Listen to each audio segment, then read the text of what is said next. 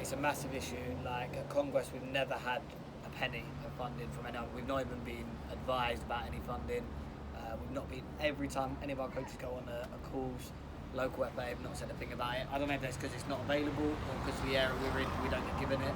I don't even know how you access funding at local FA. I literally have no idea at all. And it's one of the main reasons we started Conquest, that players can't go from grassroots to professional football because they don't have the access to it. There's not enough opportunities. More often than not, and it is unfortunate to say, it is money. You know, the accessibility comes from lack of funding. So if there's not enough clubs that are available to offer high quality, good football coaching sessions, there's not a lot of options for them. There are clubs, and I think every football club in the area can tell you, certain clubs seem to have access to unlimited pools of money, and it just goes on and on. So they'll get a new grass pitch, then they'll get a new tractor, then they'll get a new farm equipment for something to do new pitches, then they'll get a new AstroTurf, new club, everything goes on. And it seems that that's a select few. I don't know if that's where the faces fit, or it's with they've got certain ties with the local FA, but I do think it's a real shame that there are literally hundreds of good coaches and good clubs out there, and only a very, very minute select few get that advantage of the funding. Like Harry was saying about, it probably is misinformation that the local FA should be saying, okay, this is access to it, everyone's privy to it.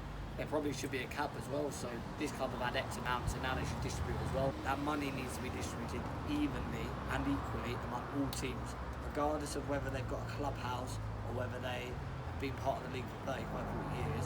That needs to change, and if you want to get change, because you can go on to loads of issues from lack of funding, down to where people are from, the colour of their skin, access to sport, everything. If you want to look at the main issues, Middlesex FA, and I'm only talking about our local one, which is Middlesex FA, they need to change first before they want anyone else to change, because it's almost like a game of let's catch this person out, we'll get them on this line, and then the funding will go to one of our select few clubs. And there's no coincidence that the clubs that are better funded in this area do better on a pyramid scaling than everyone else. Like anyone that thinks that's to do with, or they've got the better coach than that, is almost deluded. They get 10, 12, 14 times the money that clubs get. Sometimes the clubs in logo don't get any money at all. I think the big issue for me is 2 points that you touched on there.